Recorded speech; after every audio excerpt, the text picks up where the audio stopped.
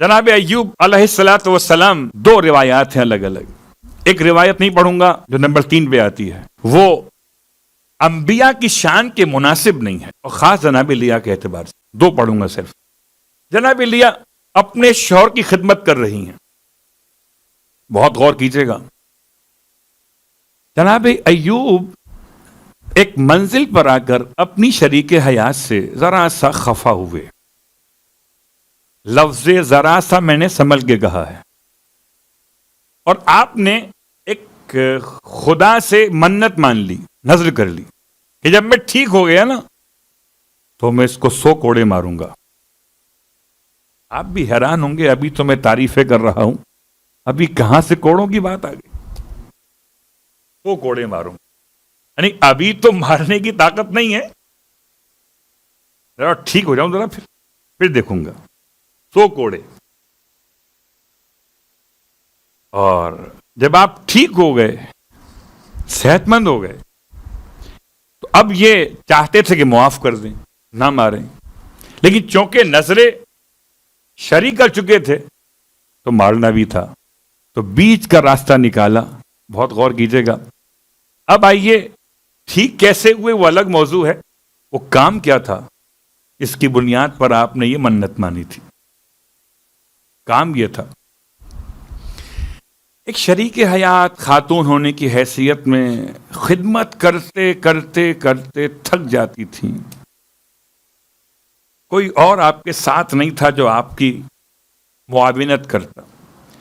تو ایک دن ایک صاحب حکیم بن کر آ گئے. بہت غور کیجئے گا، حکیم بن کر آ گئے. اور صاحب نے حکیم بن کر جو آئے تو آ کر حضرت ایوب کی شریک حیات کیونکہ تلاش میں تھی کوئی کہیں سے دوا، کوئی علاج ہو جائے ان کا، جناب ایوب کا. تو حکیم سے دوا لی، ذرا خیال کیجئے گا، حکیم سے دوا لی، اور دوا لے کر اب چونکہ دینے کے لیے پیسے نہیں ہیں تو حکیم اتنا سخی تھا، اتنا بدبخت تھا، کہنے لگا پیسے نہیں کوئی بات، بس آپ ایک وعدہ کر لیں کہ یہ دوا لے جائیں اور استعمال کرائیں، اور اس کی قیمت یہ کہ آپ یہ کہیں کہ شفا میں نے دی ہے. بہت غور کیجئے گا، قیمت کیا ہے کہ یہ آپ کہیں کہ شفا میں نے دی ہے، میں نے دی ہے. بہت سارے مقامات پر ہم اور آپ یہ غلطی کر رہے ہوتے ہیں کہ ڈاکٹر کے پاس جاتے ہیں، حکیم کے پاس جاتے ہیں، یا کسی اور طبیب کے پاس جاتے ہیں تو ہم اس کے احسان مند ہوتے ہیں اور بیچ میں سے خدا کو بھول جاتے ہیں. یہ حکیم نہیں تھا، یہ رجیم تھا. اب رجیم صرف عربی کا کہوں گا اس لیے کہ رجیم کے معنی کہیں اور نکل جاتے ہیں. بہرحال عربی کا لفظ سمجھ لیں، وہی کا. صلوات پڑھیں محمد وآلہ.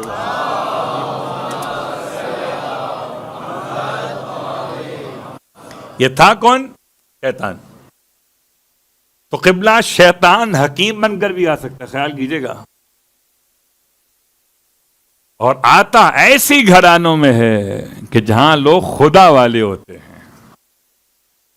حضرت ایوب کو جب بات معلوم ہوئی تو آپ نے اظہار ناراضگی فرمایا کہ کوئی دوا استعمال کر کے کسی طبیب کے لیے کہنا وہ شفا دیتا ہے، یہ ممکن نہیں ہے. وَإِذَا مَرِضْتُ فَهُوَ يَشْفِينِ، اور جب میں مریض ہوتا ہوں تو میرا پروردگار مجھ کو شفا دیتا ہے.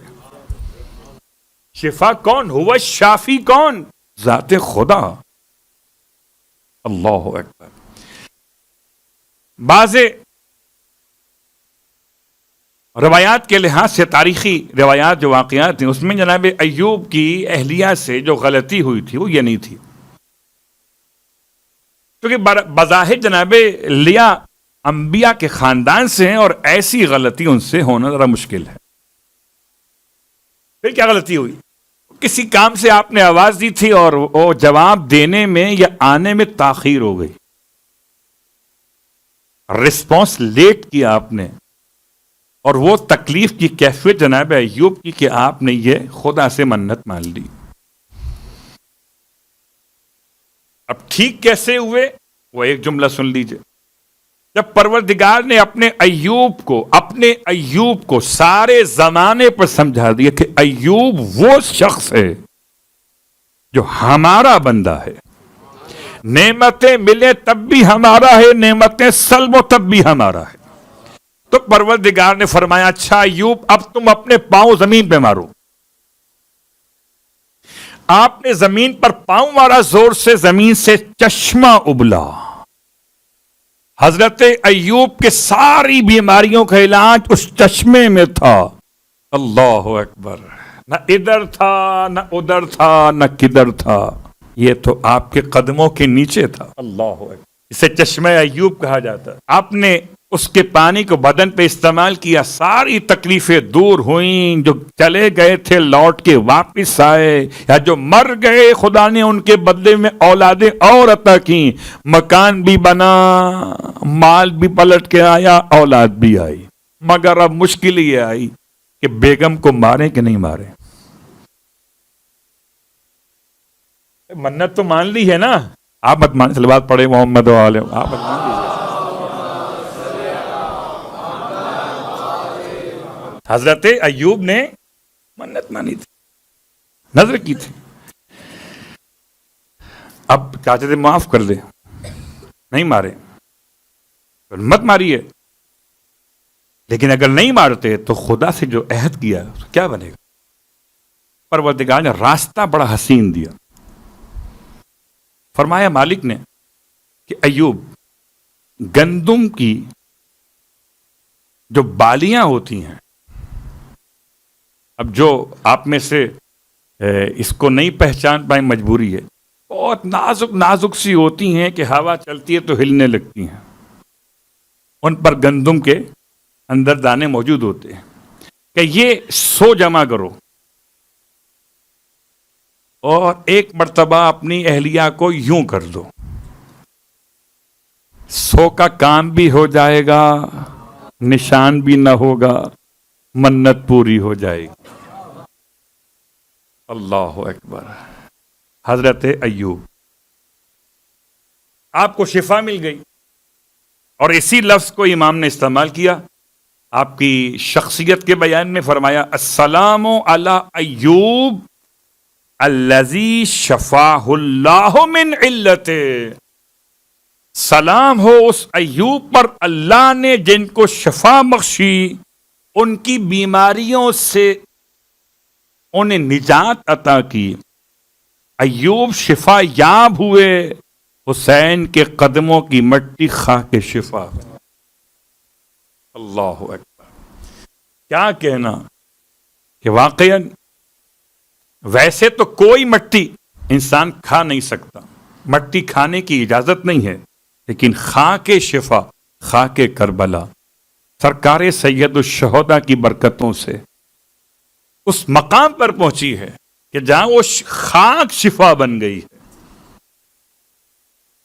اس کے بعد آپ فرماتے ہیں السلام علی یونس الذی انجز اللہ لہ مضمون عدت. سلام ہو یونس پر.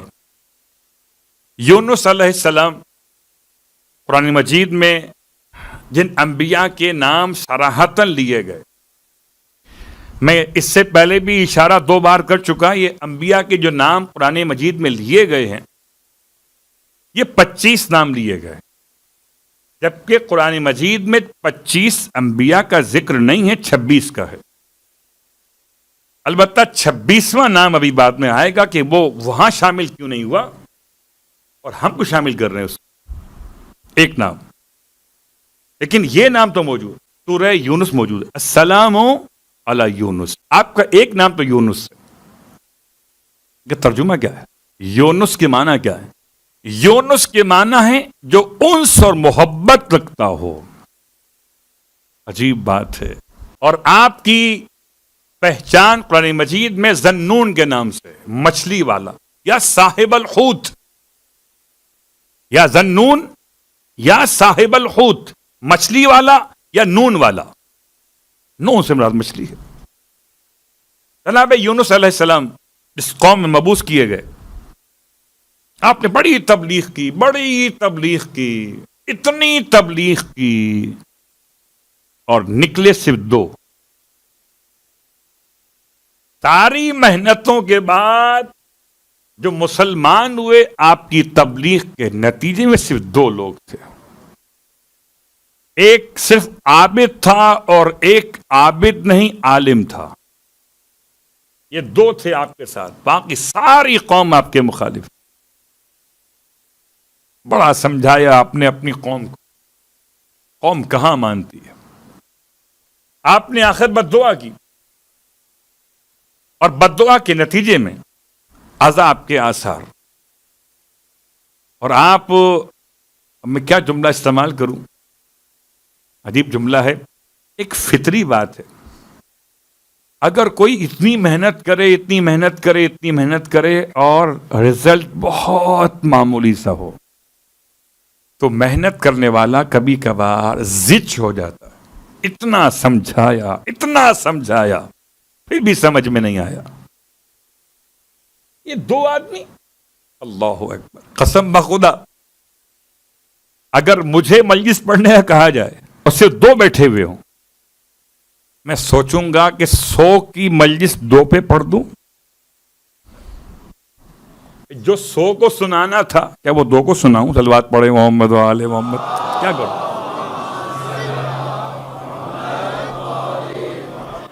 تو یہ درد محسوس کیجئے۔ تو جناب یونس کا غصہ یا جلال تھوڑا سا لگتا ہے کہ وہ فطری جلال تھا، البتہ ان کا مقام اس بات کا متقاضی نہیں تھا۔ تھوڑا سا اور رک جاتے، 2-4 گھنٹے اور رک جاتے تو کشتی سے نکال کر پھینکے نہ جاتے۔ اگر اپنی قوم میں 2-4 گھنٹے، اللہ اکبر، کبھی کبھار ہوتا ہے نا کہ ٹوٹی کہاں کمن جبکہ منزل 2-4 قدم رہ گئی، 2-4 گھنٹے اور رک جاتے، 2-4 دن اور رک جاتے آپ، تو یہ کیفیت نہیں ہوتی ترکے والا والی۔ اب آئیے سورہ مبارکہ انبیاء کی 2 آیتیں آپ پڑھتے ہیں نماز غفیلہ کے اندر۔ نماز غفیلہ جب زبان پر نام آ گیا تو اس کی وضاحت تھوڑی سی، اور نماز غفیلہ کے بیان کرنے سے پہلے ایک جملہ اور سن لیجئے۔ میں نے دیکھا کہ اکثر نماز جماعت میں لوگ شریک ہوتے ہیں، اور شریک ہونے کے بعد جب نماز جماعت مکمل ہو جاتی ہے تو ہر ایک کی تعقیب کا انداز مختلف ہوتا ہے۔ کوئی سجدے میں فوراً چلا جاتا ہے، کوئی کھڑا ہو کر نافلہ شروع کر دیتا ہے، کوئی صرف دعا مانگتا ہے، اور کوئی تسبیح سیدہ سلام اللہ علیہ پڑھنا شروع کر دیتا ہے۔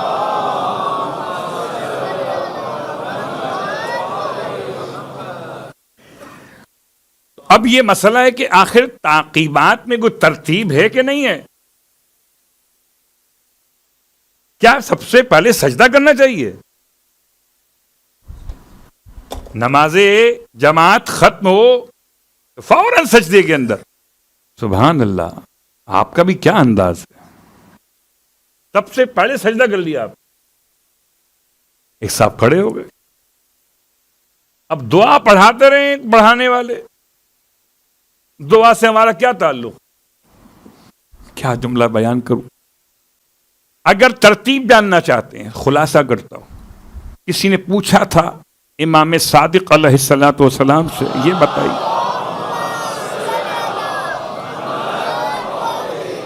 مولا یہ بتائیے یہ 3 دفعہ اللہ اکبر اللہ اکبر اللہ اکبر کیوں کہتے ہیں؟ جیسے ہی آپ نے کہا السلام علیکم ورحمۃ اللہ وبرکاتہ، تو اس کے فوراً بعد سب سے پہلا کام جو ہوتا ہے، نماز ختم ہو گئی جب آپ نے کہا السلام علیکم ورحمۃ اللہ وبرکاتہ، نماز ختم ہوئی مگر نماز کا ثواب ختم نہیں ہوا۔ اگر انسان تعقیبات پڑھتا رہے 1 گھنٹے، آدھا گھنٹے، 15 منٹ، 10 منٹ، 5 منٹ، تو یہ 5 منٹ سے لے کر جتنا ٹائم پڑھتا رہے گا تعقیبات، وہ نماز کی ثواب میں شمار کیا جاتا ہے۔ گویا بھی نماز کا ثواب کنٹینیو ہے۔ آج کل کے بچے تو بس جلدی سے نماز پڑھی، یہ گئے وہ گئے، کون سی تسبیح، کون سا سجدے شکر، کون سی نافلہ نمازیں، ٹھیک۔ تو اب اگر یہی ہو تو الگ موضوع ہے کہ انسان اللہ کو دینے آیا ہو لینے کے بجائے۔ لینا سیکھیے خدا سے، خدا کو دیا نہیں جاتا، خدا سے لیا جاتا ہے۔ اب جو سوال تھا وہ کیا تھا کہ یہ 3 دفعہ کیوں کہتے ہیں؟ آپ کو معلوم ہے کہ برادران کے یہاں یہ بڑا مشکل ہے، آپ کے اس عمل کی توجیہ، وہ کہتے ہیں پتہ نہیں کیا کرتے ہیں آپ لوگ، کچھ اور پڑھتے ہیں۔ آپ کیا پڑھتے ہیں؟ اللہ اکبر، اللہ اکبر، اللہ اکبر، صرف اللہ کو اکبر کہتے ہیں۔ یہ کیوں کرتے؟ تو ارشاد فرمایا امام نے کہ یہ اللہ کے حبیب کے الفاظ مقدس ہیں۔ فتح مکہ کے دن، زوال آفتاب کے وقت، جب اللہ کے حبیب نے حجر اسود کو جا کر بوسہ دیا ہے تو 3 دفعہ فرمائے اللہ اکبر، اللہ اکبر، اللہ اکبر، اور پھر آپ نے وہ کلمات پڑھے جو کلمات کہلاتے ہیں۔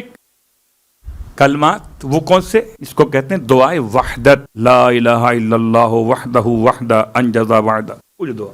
اور پھر آپ نے چہرہ پلٹا اپنا اور تمام سے فرمایا کہ ایھا الناس، جو شخص بھی اپنی نماز کے فوراً بعد یہ 3 تکبیرات کہہ کر یہ دعا پڑھے گا تو وہ اسلام اور لشکر اسلام کی فتح کا شکریہ ادا کرے گا۔ اصلاً یہ 3 مرتبہ تکبیر کہنا یہ اللہ کے حبیب کی سنت ہے، فتح مکہ سے چلی ہے۔ جس کو اسلام کی لشکر کی فتح یابی سمجھ میں آتی ہے وہ کہے گا۔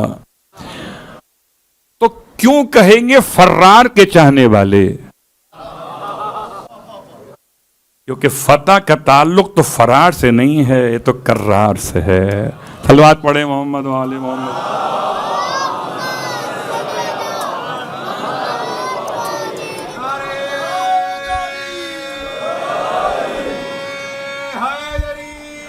یا علی اللہم صلی علی محمد و آل محمد۔ تو بات چلی کہاں سے کہاں پر آ گئی کہ ہم نماز کے بعد کیا کریں؟ سب سے پہلا کام کیا کریں؟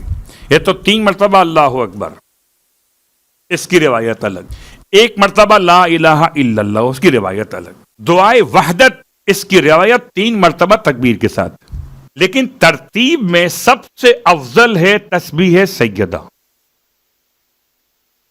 پہلو بدلے بغیر۔ جس حالت میں تشہد مکمل کیا، سلام پڑھا ہے، اسی حالت میں بیٹھے ہوئے اپنے حالت کو تبدیل کرنے سے پہلے جب آپ سجدہ کریں گے تو آپ کی حالت تبدیل ہو جائے گی۔ جب آپ نماز نافلہ پڑھیں گے تو لام و حالہ کھڑے ہو جائیں گے۔ تو سب سے افضل ہے تعقیبات میں وہ ذکر جسے امام فرماتے ہیں کہ ذکر کثیر ہے پروردگار کا، تسبیح سیدہ فاطمۃ الزہرا صلوات اللہ علیہا۔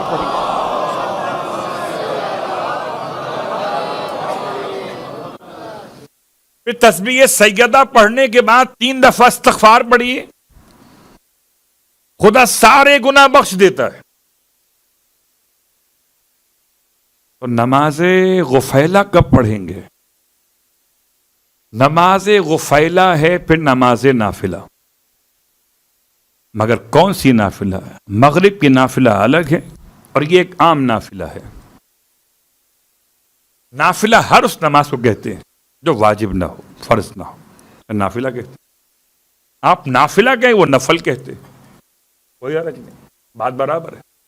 تو نماز نافلہ یا نماز نفل، نماز غفیلہ۔ اللہ کے حبیب نے ارشاد فرمایا کہ غفلت کے وقت میں کم از کم 2 رکعت نماز پڑھ لیا کرو۔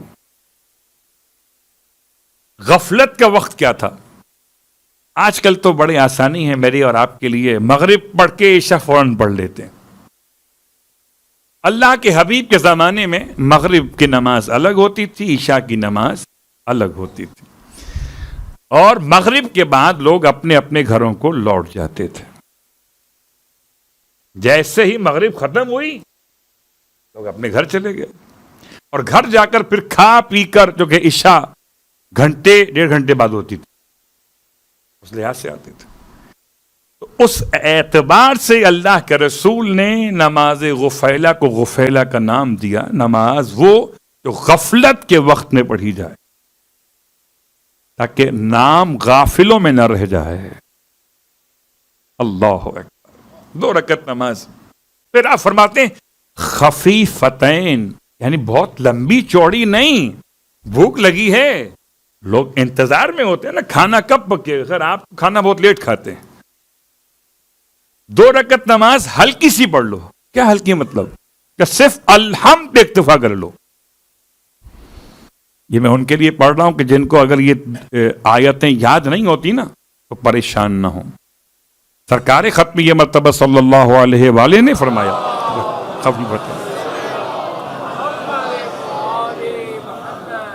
2 رکعت نماز نیت کریں، نماز غفیلہ پڑھتا ہوں، قربتاً الی اللہ، اللہ اکبر، الحمد، رکوع، 2 سجدے، پھر کھڑے ہوئے، الحمد، قنوت، رکوع، 2 سجدے، تشہد، سلام، ختم۔ کتنا وقت لگے گا؟ یہ ہے نماز غفیلہ۔